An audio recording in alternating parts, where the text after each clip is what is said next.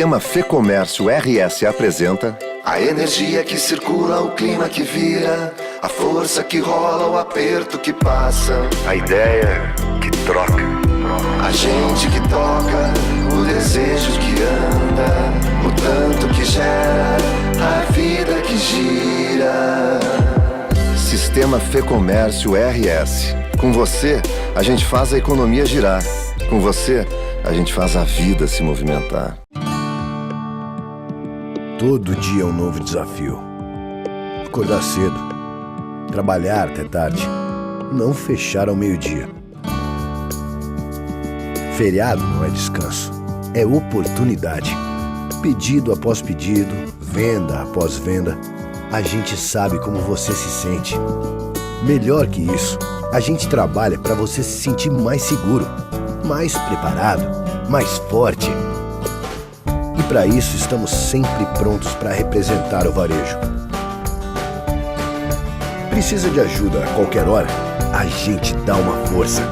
De ajuda para agilizar a papelada? A gente dá uma força. Precisa crescer? Já sabe, a gente dá uma força para você, para sua loja, para o seu futuro. Que a gente faz o varejo mais forte. Cindy Lojas Porto Alegre, 80 anos. A vida é assim. Chove, faz frio, acaba a luz. A vida é assim. Chove, faz frio. E quando você menos espera, acaba a luz. A vida é muito melhor quando você está bem acompanhado. E é isso que inspira a Unimed a estar sempre do seu lado, cuidando de tudo para que cada um dos seus planos comece a ser realizado hoje mesmo. Cuidar de você. Esse é o plano. Unimed.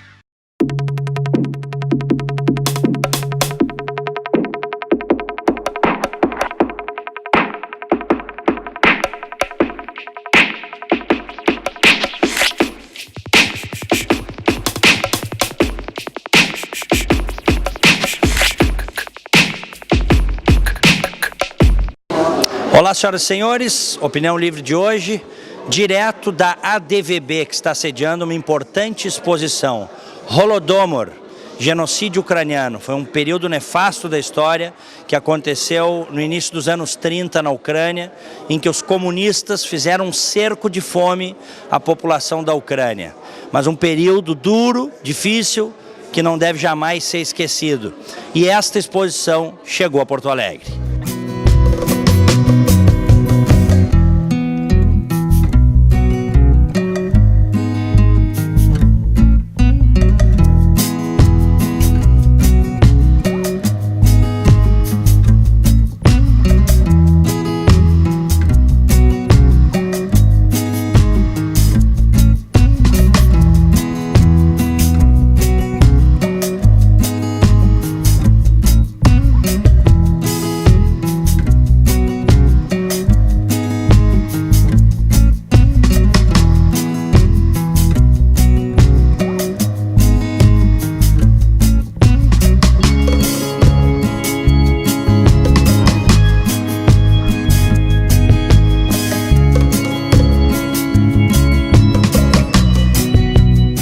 Bem, a Fernanda Bart, que está aqui comigo, vamos dizer assim, a líder da organização desse evento aqui. Inclusive ela saiu do estado para fazer o contato com o Padre Domingos, foi conhecer de perto a exposição que nós estamos vendo aqui do Holodomor. E agora o resultado está aí, quer dizer, centenas de pessoas a partir da inauguração vindo, conhecer um dos episódios mais trágicos da história da humanidade e que se pretende, pelo menos a esquerda pretende esconder. Né, Fernanda? Cumprimento.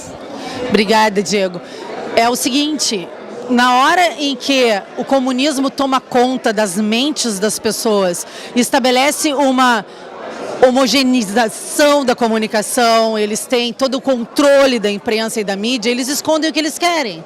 Eles dominam as nossas escolas, eles têm todo um trabalho feito com as crianças desde cedo para romantizar o comunismo. O comunismo é isso aqui que a gente está vendo, não tem nada de romântico. Essa é a verdade nua e crua. Fome, morte e execuções. Fome, morte, execução de tudo aquilo que não é o que eles concordam, de todos aqueles que pensam diferente. No caso da Ucrânia, o que foi muito grave que aconteceu, foi que o país tinha um sentimento de nacionalismo, eles preservavam sua cultura, sua língua, e isso era odiável dentro de um regime soviético comunista, onde todo mundo tinha que pensar igual, né? Isso é o que há de mais totalitário, é o controle da mente das pessoas. Então bastava tu falar ucraniano para tu ser fuzilado, né? E eles tiveram um empenho ímpar em destruir o campesinato todo ucraniano, porque os campesinos, o povo que plantava, eram os que mais resistiam à dominação. Então eles destruíram o campesinato para matar as pessoas de fome mesmo. A KGB tinha, eu estava vendo no livro aqui, numa das telas, a KGB tinha um grupo tático que tomava de assalto as fazendas e se encontrava espigas de milho, de trigo, o que fosse, fuzilava as pessoas. É a lei das 5 espigas.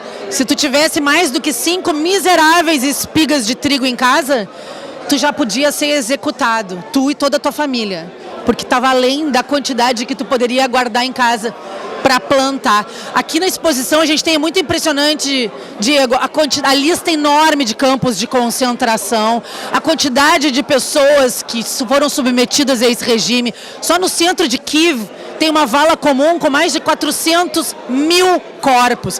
400 mil corpos dentro de uma vala comum são o quê? 10 estádios de futebol lotados de gente morta?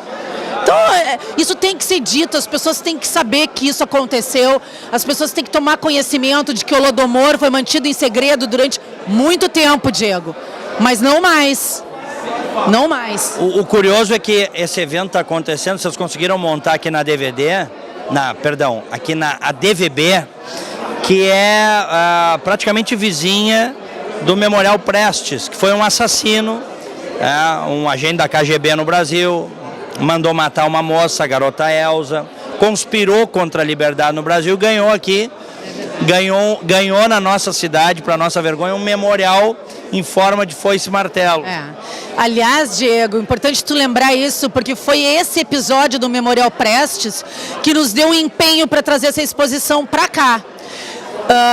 O memorial, para quem não sabe, foi inaugurado em comemoração ao centenário da Revolução Russa, enquanto em outros lugares do mundo se fazia essa exposição de Holodomor para lembrar a desgraça do centenário da Revolução Russa. Então, quando a exposição foi publicada na internet, nós tomamos conhecimento dela, e em uma semana a gente bateu a meta da vaquinha que possibilitou trazer a exposição para cá, a gente tinha 30 dias para arrecadar o dinheiro, e em uma semana a gente bateu a meta de tanta gente que viu que aquilo era importante, que isso aqui era importante trazer.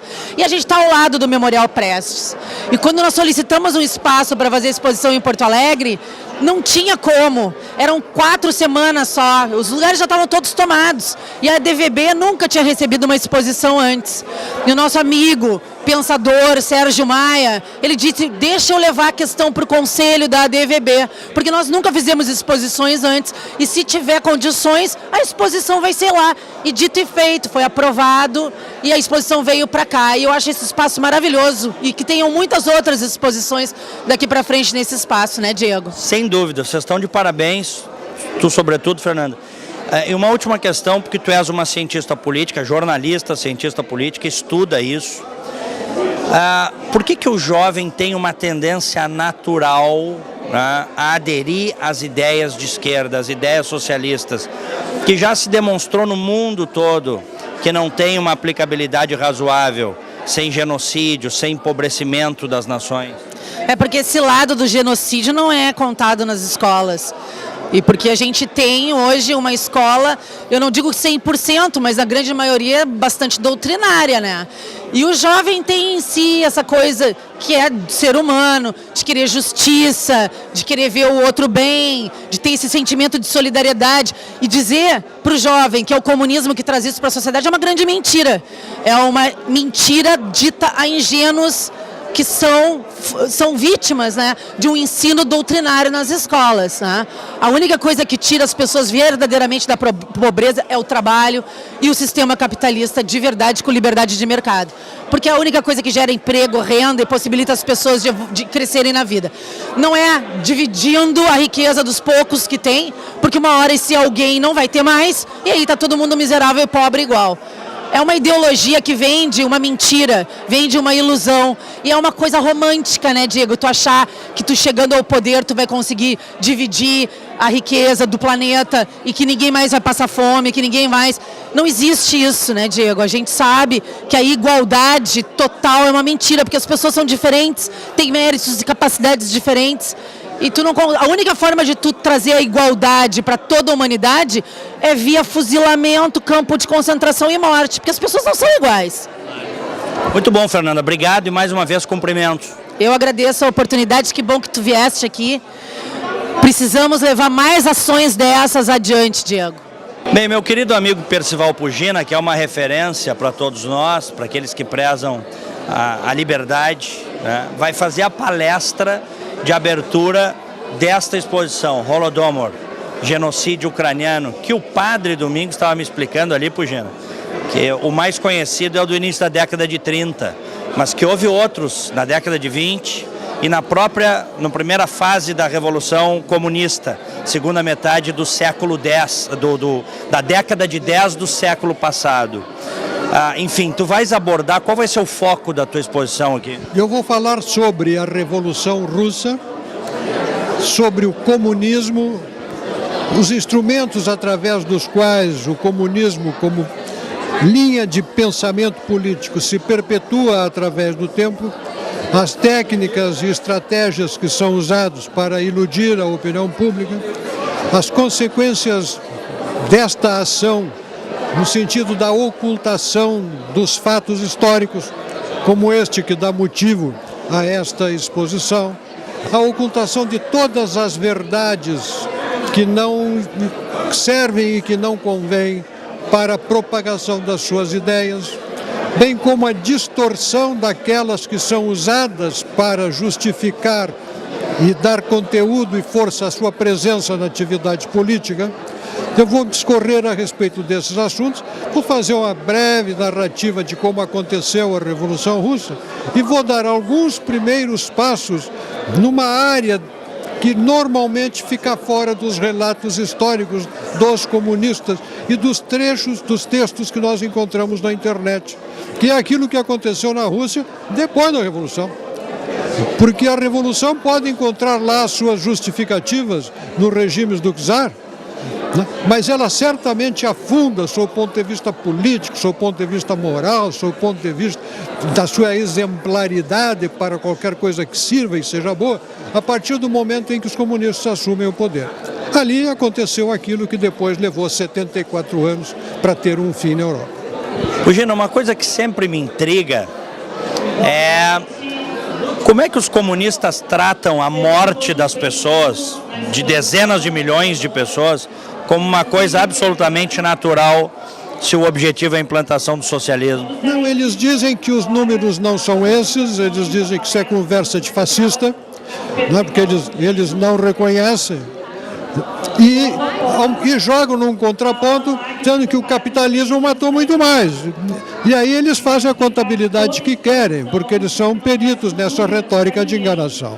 O comunismo foi tão brutal, ou até pior, do que o próprio nazismo e o fascismo? Não, infinitamente mais, até pela sua exemplaridade.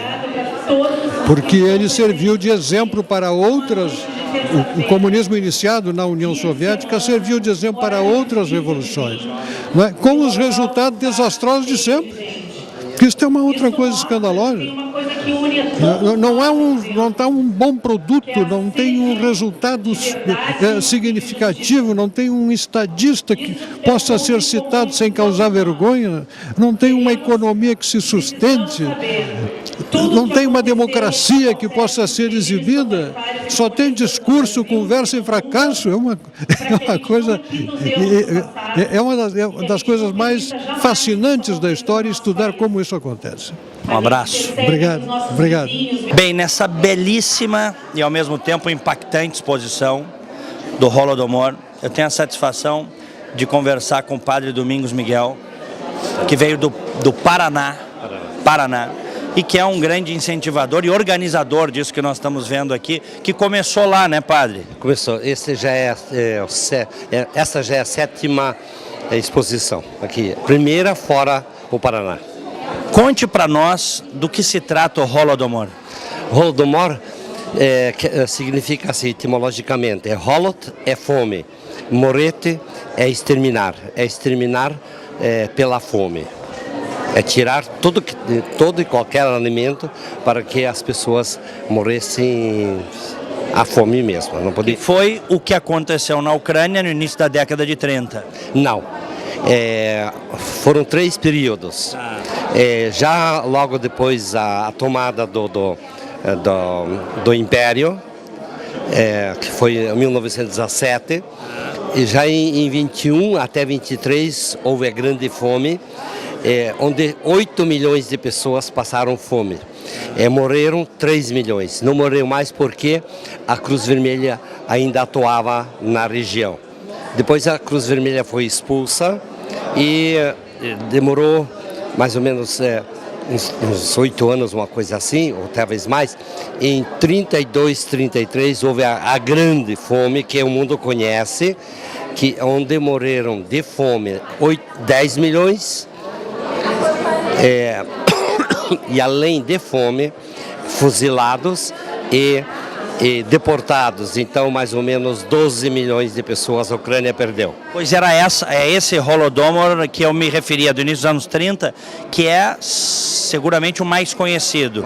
O período mais conhecido, o stalinismo, né? O Stalin fez questão de matar a população de fome e os números são esses, chega a 10 milhões de mortos. Só de fome. Só de fome. Só de fome. Porque os comunistas impediram as pessoas de plantar. E você não podia receber uma pessoa que vinha com fome na tua casa. Você tinha, se você recebesse ou desse um pedaço de pão, você era fuzilado. Por que esse ódio todo, padre Domingos?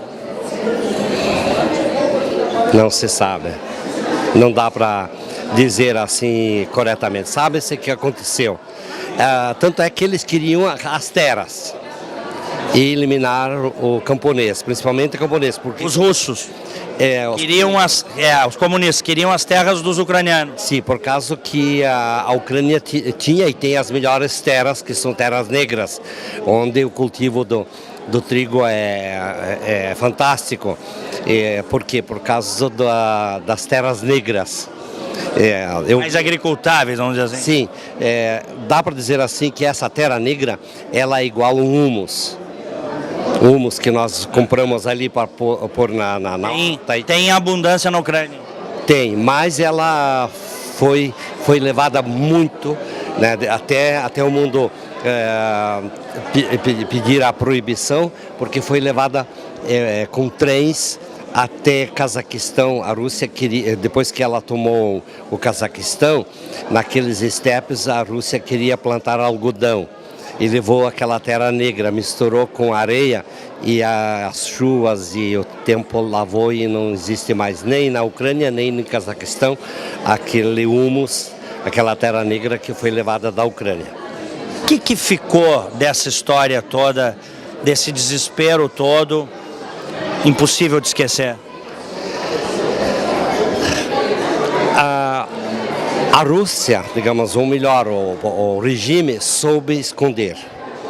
Tanto é que há pessoas na própria Ucrânia que ainda ignoram. Tanto é que as pessoas que eram fuziladas na capital, em Kyiv, no próprio parlamento, no próprio Palácio do Governo, ali tem na exposição as fotos, as janelas foram lacradas com tijolo e ali cada carrasco tinha que executar por dia 200 presos. Que loucura, hein? Então, em Kyiv existem 4 parques onde embaixo daquelas árvores, hoje são árvores, e o regime deixou que crescessem árvores para não deixar sinais.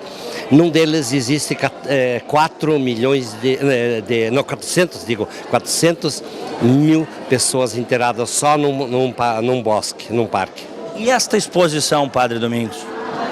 Essa exposição quer mostrar tudo isso, porque ela foi preparada por profissionais do ramo, que são juízes, analistas, criminalistas, etc. Não tanto ucranianos, mas também que colaboraram de outros países, seja do Canadá, Estados Unidos, da Austrália.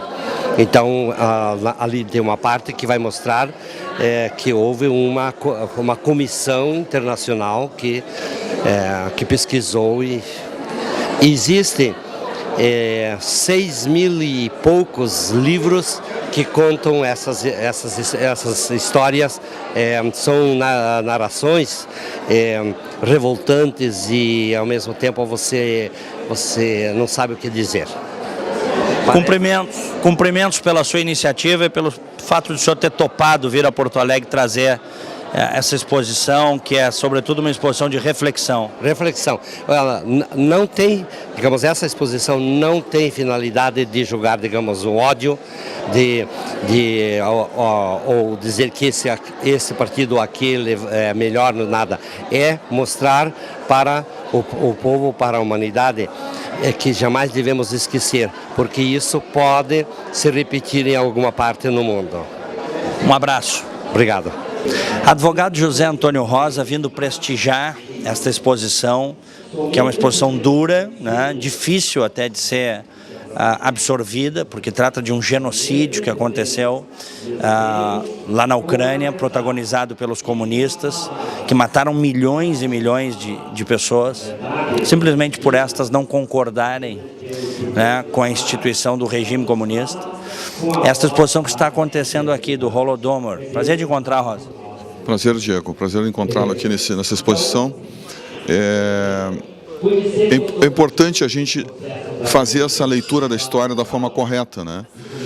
E parece que ficou esquecido no tempo esse massacre, esse horror que foi cometido com seres humanos, e deliberadamente esquecido, porque eu tenho certeza, Diego, que as nossas escolas não ensinam isso, não lembram, né?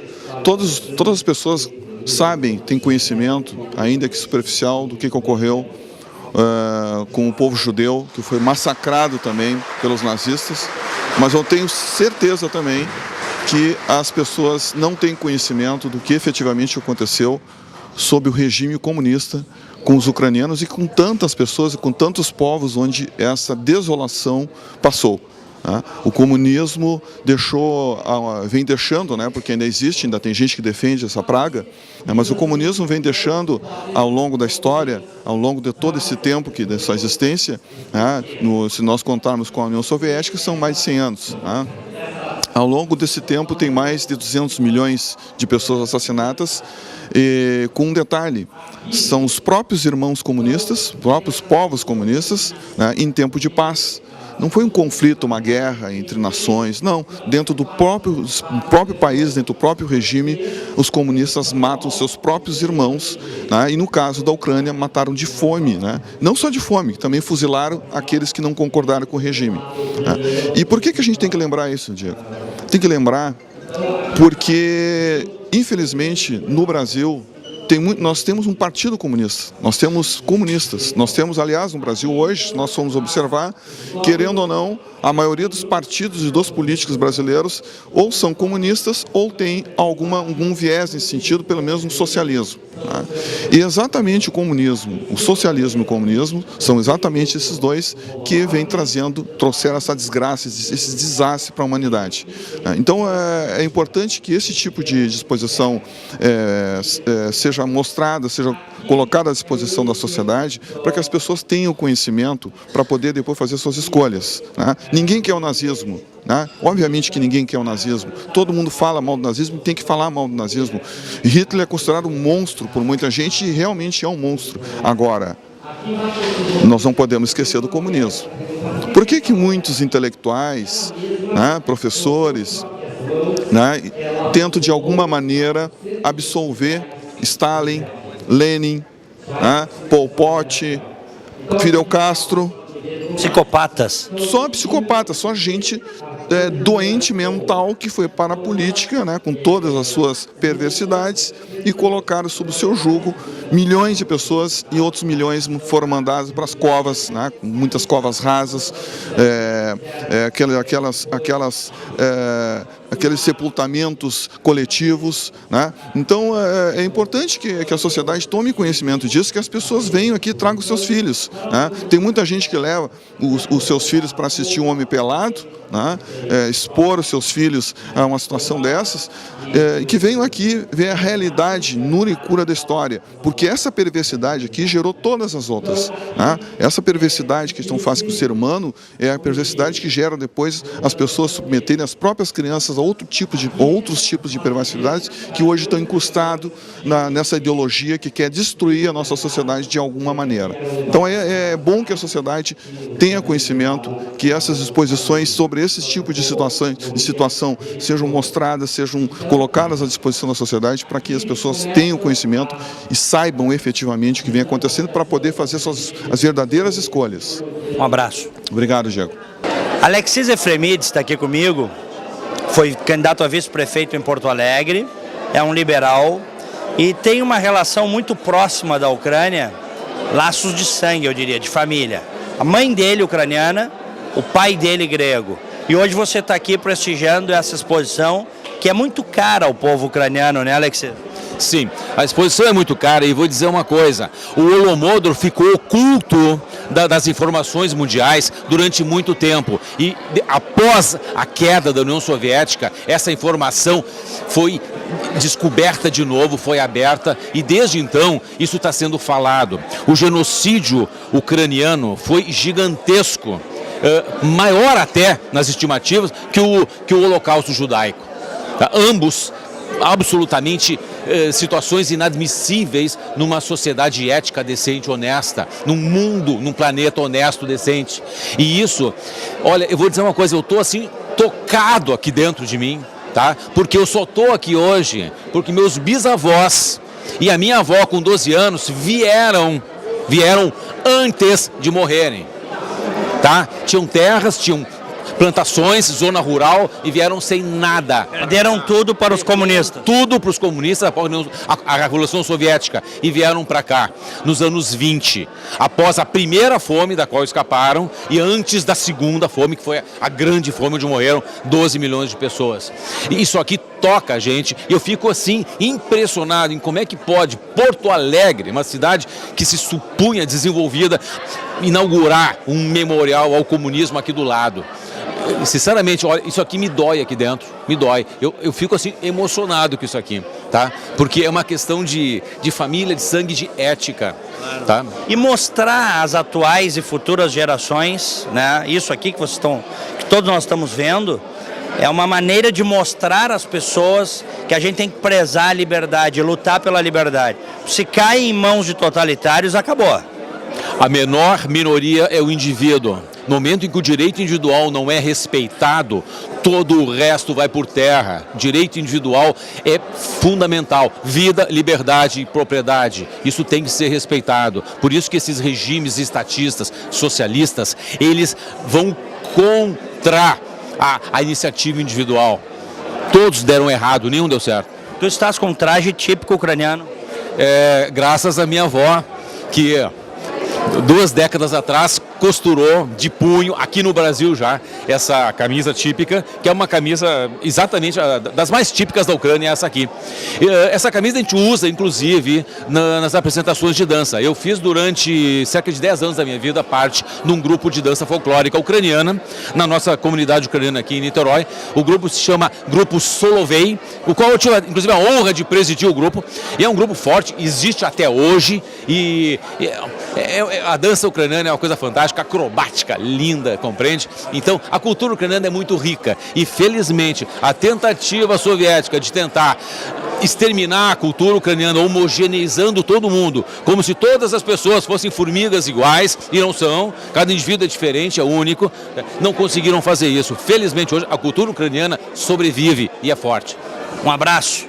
Valeu, Diego. O presidente do Movimento Parlamentarista Brasileiro, Vinícius Buera, veio prestigiar esta exposição importante para resgatar a cultura ucraniana, um episódio que foi marcante na história da humanidade, mas também que serve de alerta, não é, Vinícius? Sem dúvida, Diego. Este episódio histórico, trágico histórico, é um episódio muito pouco estudado nas escolas brasileiras e, em geral, no Ocidente. E é uma necessidade que a gente reviva isso para evitar que isso se repita e volte a acontecer. Ou seja, o crime que se cometeu em nome de um objetivo nem tão nobre assim, nada nobre, é inominável.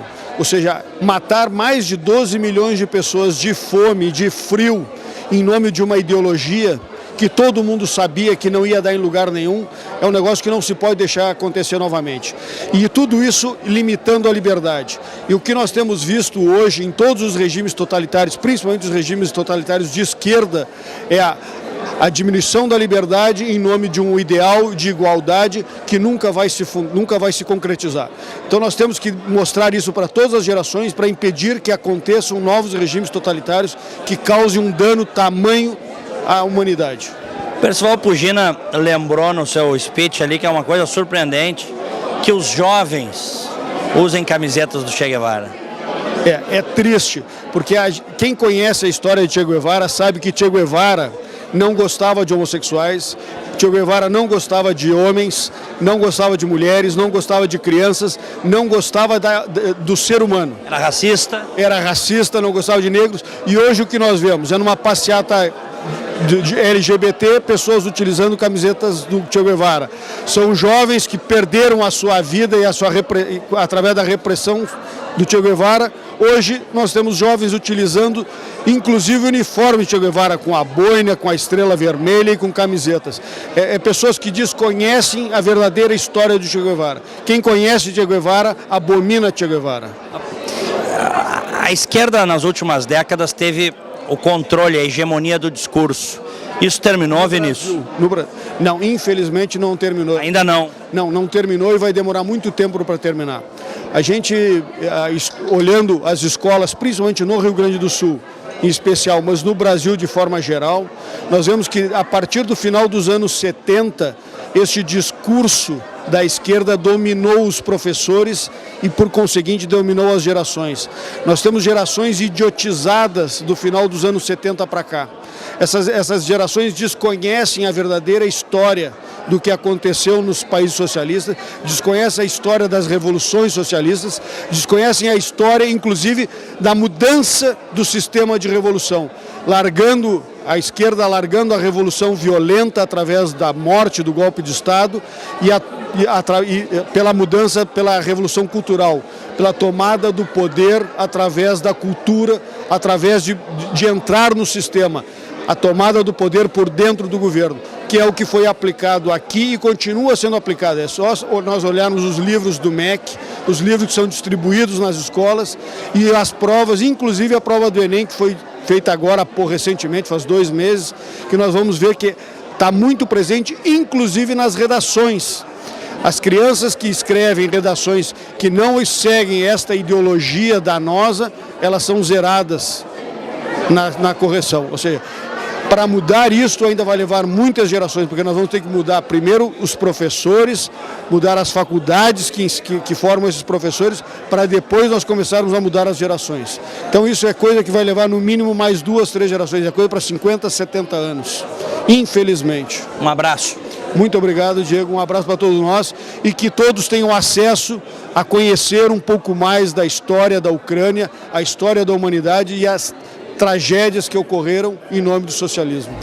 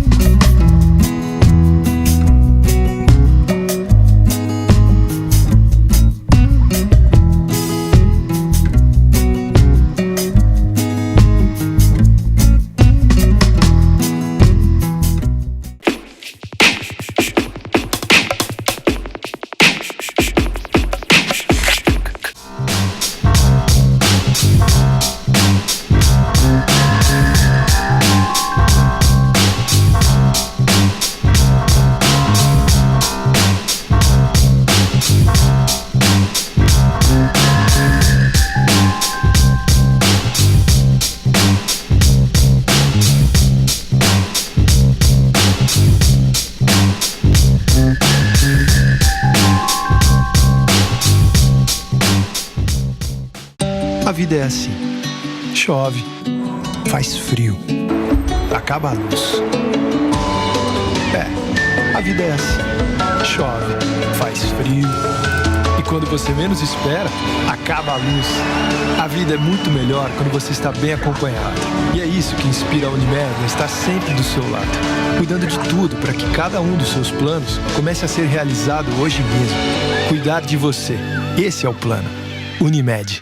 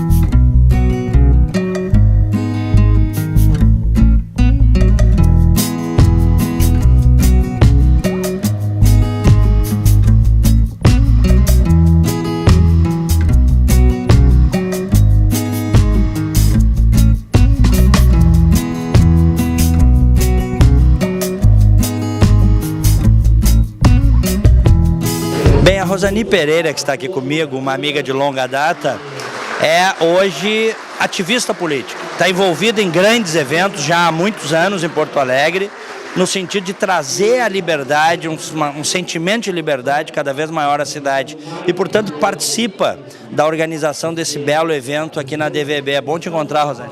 Obrigada, Diego. Na verdade, nós vemos nos unindo nas ações todas, né, já de algum tempo. E o ativismo político veio crescendo, veio vindo. E temos nos envolvido em várias ações, em vários movimentos. E a vinda da exposição do Holodomor, nós consideramos super importante para trazer um contraponto cada vez maior da verdade e da origem, né, desse processo das esquerdas no mundo, né? Então, quanto mais vier a público a real verdade, mais importante a sociedade se apropriar do que realmente é os fatos. Nós estamos aqui, nos juntamos, isso aqui foi uma contribuição de todos que investiram, cada um fez uma doação e nós individualmente ajudamos aqui a montar a exposição. A Fernanda Bart se envolveu profundamente, mas cada um de nós voluntariamente ajudou na montagem e divulgação dessa exposição. E a coisa que nós mais queremos agora é que essa exposição possa ser itinerante e continue indo pelo país, mostrando a verdade do que foi um período negro na história da humanidade e que de alguma maneira ela acaba se repetindo, pode ser não nessa dimensão, mas de uma dimensão hoje, tirando, digamos, a liberdade da sociedade, que é o que esse conceito, essa ideologia busca atingir. Um fato concreto, né? Onde os comunistas assumem o poder, vem genocídio. Vem genocídio, porque acaba com a liberdade, acaba com o empreendedorismo e tu acaba não tendo mais uma sociedade que possa fazer escolhas, né? Então nós perdemos a propriedade, perdemos a liberdade e a condição e a capacidade de criar e empreender. Então isso gera uma sociedade que entra em fracasso, entra em total decadência, né? Então, parabéns. Obrigada, Diego. Contamos com o teu apoio e com a divulgação de todas essas ações e o que tu tem nos dado, né? Ok. Satisfação conversar com o cineasta Beto Souza, que veio prestigiar esta exposição do Holodomor.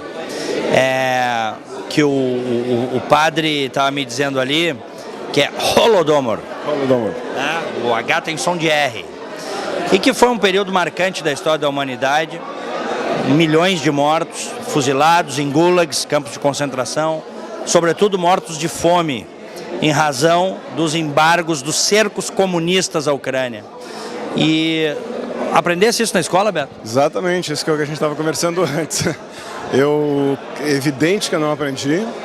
A União Soviética ela é ensinada até a ver até o ali dos czares, até a tomada do poder pelo Lenin, e depois existe um grande período de obscuridade, e que é exatamente esse período onde houve o Holodomor, houve 54, um dos maiores banhos de sangue da história, que foi a invasão da Hungria. 68 com a primavera de Praga, que foi outro genocídio. Os tanques do Pacto de Varsóvia invadindo a Tchecoslováquia. Então são eventos que não são, que são citados, apenas muito bem citados, e que não são de maneira nenhuma aprofundados pela escola brasileira, o que é um absurdo, porque são os maiores genocídios, é uma coisa comparável às mortes que houve na Segunda Guerra Mundial, é uma coisa impressionante. Por que essas coisas acontecem? Quer dizer, isso é a dominação de um determinado setor, anti-liberdade, sobretudo onde são feitas, vamos dizer assim, o exemplo que me vem à cabeça, MEC, onde são disseminadas as culturas, a história, onde é contada a história, onde é feita a doutrinação, não é isso, Beto? Através da cultura também, tu que és um homem do cinema, da mídia e das próprias artes. Não, a produção cultural no Ocidente hoje, eu não saberia te dizer que percentual tem isso, mas a ampla maioria dessa produção, seja de cinema, seja de literatura, seja de livros técnicos, né, que deveriam contar a história, ela é amplamente hegemônica de esquerda. Não tem isso, não é nenhum segredo, não é nenhuma coisa que alguém não sabe. É assim. E cinema é a mesma coisa. Cinema vai festivais de cinema praticamente no mundo inteiro. É difícil tu ter um tema que não seja um tema... existem alguns temas... Tem níveis, né? Níveis, mas uma grande parte da produção ela é uma produção de esquerda. Isso é um fato hoje, não tem... Tem a ver com o subsídio, porque o Brasil sempre subsidiou, né? Nas últimas décadas, vem subsidiando. Eu acho que a questão ela não é só... O ambiente é muito mais favorável a um discurso, a uma narrativa de esquerda do que uma narrativa de direita, ou uma narrativa social-democrata de centro, né? Muito mais. Então, a questão é muito mais profunda e é quase uma batalha isso, porque assim é amplamente majoritária essas correntes que enaltecem a Revolução Russa, a Revolução Cubana, né? E na verdade são grandes absurdos, porque tu não consegue... Eu sempre falo para os meus amigos de esquerda, se vocês me citarem em algum lugar legal do planeta que deu certo, que deu certo sobre todos os aspectos, quer dizer, não só econômicos, porque na maioria dos países são países que têm problemas de economia muito sérios, são países paupérrimos, que as pessoas vivem mal. Um país que dê liberdade para que as pessoas digam o que pensam, entendeu? Não tem um lugar onde as democracias liberais perderam espaço que tu possa dizer o que tu pensa. Eu já fui a Cuba fazer documentário, eu sei como é que funciona. Tu abre a câmera, não tem nenhuma crítica ao sistema, não existe nada. Fechou a mala, começa. Entendeu? Porque as pessoas têm medo. Isso é assim. Ninguém me contou, entendeu? E eu acho que vem no Brasil, eu estava falando em off contigo agora, um período muito conturbado. Eu não estou vendo o Brasil com bons olhos, não. 2018... Não. Médio prazo, porque eu nunca vi desde que eu me lembro de começar a pensar sobre a história do Brasil, nem de longe tem o que está acontecendo, essa bipolarização das coisas, essa radicalização de um lado contra o outro, essa falta de lucidez, de pelo menos tentar ouvir o que o outro está dizendo. Quer dizer, se tu não defende o Lula, já taxaram agora, já tá uníssono, é uma tática, né? Eu sou fascista, por exemplo, fui a favor do impeachment da Dilma, porque ela levou o país à exaustão econômica, a uma maior recessão da história desse país, com equívocos, por N razões, equívocos econômicos estratosféricos. Fui a favor do impeachment, não foi golpe. E eu não sou fascista, entendeu? Do ponto de vista de moral e de costume, eu nem me considero um conservador. É evidente, isso é uma bobagem, esse troço de fascismo. Até porque as pessoas que defendem liberdade são antifascistas, porque o fascismo é justamente antiliberdade. O que os fascistas fizeram foi rigorosamente muito parecido com o que os nazistas fizeram e, numa outra escala, os comunistas fizeram. Eles são esses três sistemas anti-liberdade.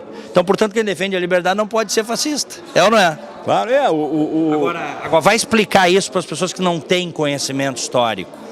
Né? Então, eles ficam colando rótulos. Esse é o lance. Beto, tomara que tu estejas errado. Pois é. Grande abraço. Valeu. Yuri Jansenovski, que está aqui comigo, é filho de ucranianos, nasceu na Áustria, cirurgião dentista, fez jornalismo e está aqui prestigiando essa exposição do Holodomor. Fui aeronauta, me aposentei na... Foi piloto? Chegou a pilotar? Eu era piloto, mas eu desisti da carreira e passei para engenheiro de voo, porque eu poderia voar já para o exterior. Em 1971, eu já viajava para Paris, Nova York. Então, a minha carreira na Varig eu fiz como flight engineer. Me aposentei antes um pouco da Varig falir. Seu Yuri, como é que o senhor recebe essa exposição que conta muito de um período doído da história ucraniana? Eu recebo com muita emoção, porque a minha família sofreu muito nessa fase desses acontecimentos. A minha família, na verdade, foi destroçada tanto da parte de mãe como de pai. O meu avô, ele era um fazendeiro no sul da Ucrânia, próximo da cidade de Odessa. E quando os bolcheviques começaram a obrigá-los a se coletivizar, eles não aceitaram, inclusive, meu avô. Então, meu avô foi preso, ele foi mandado para a Sibéria, a minha avó foi mandada para um presídio na cidade de Odessa, o meu pai, eram 2 filhos, né? Uma irmã, uma tia e o meu pai.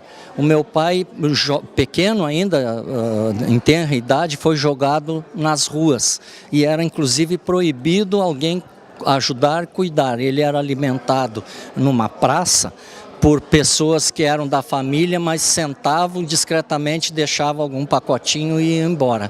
Assim quanto a meu pai, que ele sobreviveu. E a irmã dele foi mandada, era mais velha, foi mandada para um asilo de meninas.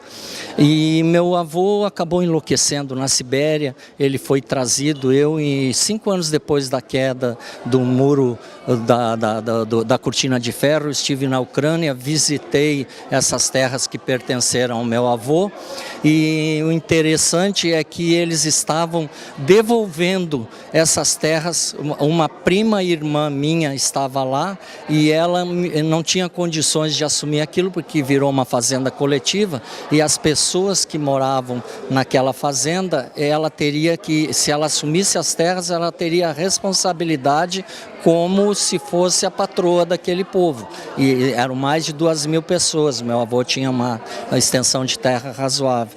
E eles me ofereceram, não queres vir para cá administrar, porque eu aparentemente tinha uma vida razoável, mas eu na época ainda voava na Varig e não tinha interesse nenhum. O seu avô chegou a se encontrar com a sua avó depois disso? Chegou. O pai da minha mãe, então, outra parte da história, quando os alemães começaram a perder a guerra, começaram a recuar, o meu avô, pai da minha mãe, que morava na região noroeste da Ucrânia, ele foi a pé, com uma carroça, descendo em direção ao sul, se aproximando da fronteira da Hungria, Romênia, que ele queria fugir para a liberdade, ele não queria conviver mais sob o regime comunista. Acontece que o meu pai, ele retornou para aquela região depois de adulto. O meu pai, antes um pouco dos russos começarem a vencer a guerra e os alemães irem embora, meu pai retornou para aquela região, reencontrou lá todos os parentes. E nessa altura ele conheceu a minha mãe, e o meu avô, pai da minha mãe, ele conseguiu encontrar o meu avô, pai do meu pai, na Sibéria, foi lá buscá-lo. Resgatou, só que ele já veio com um problema ele perdeu o equilíbrio, ficou... Doente mental. Doente mental. Tornou um doente mental. Se tornou um doente mental. E a sua mãe? E a minha mãe, ela mora comigo, tem 94 anos. Ela vive ainda? Vive ainda. Ela, aparentemente, assim, pelo que diz o padre Starepravo, ele diz que ela é a única que ele conhece que é sobrevivente daquele período, é a minha mãe. Do Holodomor. Do Holodomor. A minha mãe conta uma história, assim, para resumir rapidinho. O meu avô, antes de ele fugir para o sul, em direção à fronteira da Romênia, da Hungria, ele era engenheiro florestal, sob o domínio comunista. Quando os alemães chegaram, ele foi forçado a ser tradutor, porque ele falava alemão, era engenheiro florestal, ele era culto, e os alemães usavam meu avô como tradutor. E aí, quando os alemães perderam a guerra, que eles foram embora, o meu avô não conseguiu atravessar a fronteira e ele foi pego pelos bolcheviques. E ele foi obrigado a ir para a frente de batalha, lutar contra os alemães que estavam se retirando. E quando acabou a guerra que ele retornou, os russos prenderam ele por traição, por ele ser colaborador dos alemães, porque ele era tradutor, não poderia nem ter se negado. Ou seja, ele não tinha para onde ir, né? Não tinha para onde ir. Qualquer um dos lados? Dos lados. E aí o meu avô foi mandado para um presídio na cidade de Tula, próximo de Moscou. E a minha mãe já havia fugido com o pai, mas a minha avó e os dois irmãos dela, mais jovens, eles ficaram nesse vilarejo onde era a fazenda do meu avô. E os russos, os comunistas, obrigaram a minha avó ela não poderia dormir na casa de ninguém, não teria propriedade, e ela tinha que dormir na rua, e inclusive problemas de alimentação. Ela teve ela conta a história que as pessoas jogavam no lixo comida para ela ir lá pegar, para ela alimentar os meus dois tios e ela sobreviver. Até que aquela fase mais complicada, mais difícil passou, ela então soube que o meu avô estava na cidade de Tula, num presídio, e ela e os dois irmãos, os meus da minha mãe, foram com ela, ficaram lá esperando até que o meu avô fosse solto. Então eu tenho um ramo da família ucraniana que mora na cidade de Tula, eu tenho primos lá, justamente porque o meu avô, quando saiu do presídio, ele se estabeleceu, não tinha para onde ir, ele acabou ficando lá. Então tenho um ramo da família em Odessa e outro em Tula. Uma história triste, uma família realmente destroçada pelo regime comunista.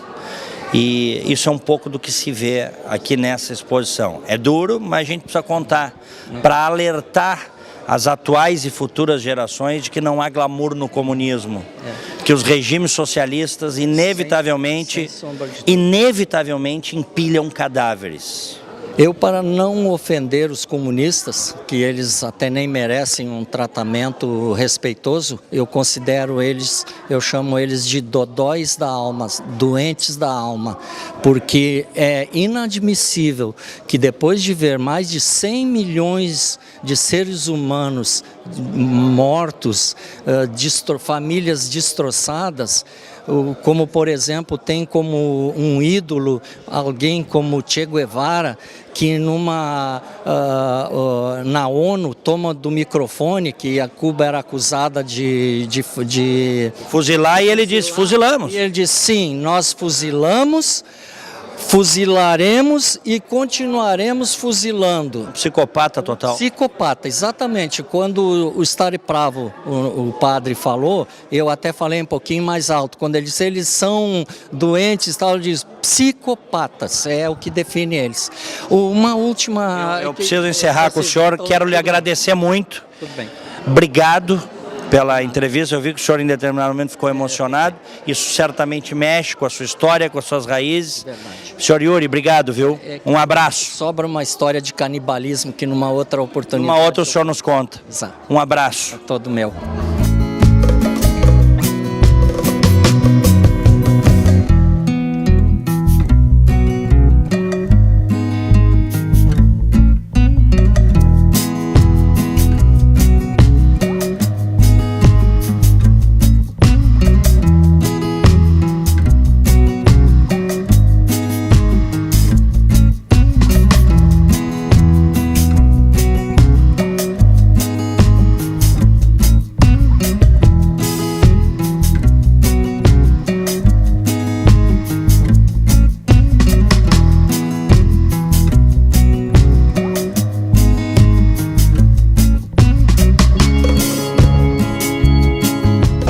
Este é a Opinião Livre de hoje sobre a exposição Holodomor, genocídio ucraniano. Se você gosta de história, se você quer saber mais sobre a história, não deixe de visitar a exposição aqui na ADVB. Obrigado pelo prestígio, obrigado pela audiência, fiquem com Deus.